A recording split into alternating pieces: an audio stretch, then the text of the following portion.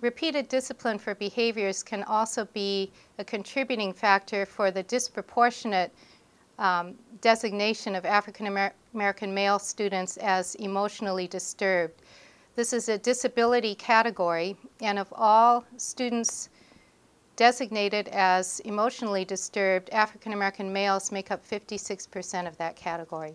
So our department is providing monthly reports to schools and central office that identifies how many students at each school site are being suspended from school, and also the number of suspension incidents at that site.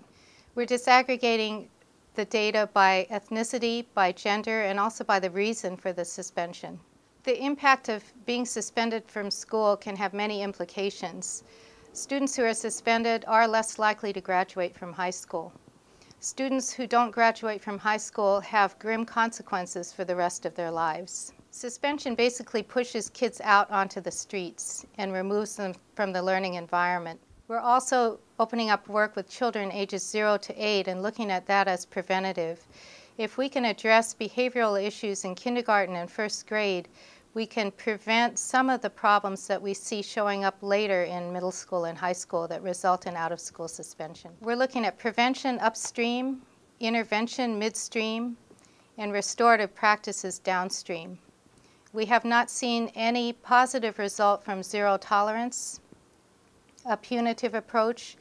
Many of our schools are adopting restorative practices once an offense has occurred to restore that student's place in the community. Our full-service community schools are attempting to address those issues, especially at an early age, through wraparound services and through addressing the social, emotional, psychological needs that our children experience so that they can feel comfortable and be successful in school. Well, I think this work is critical, and with our goal that all students will graduate,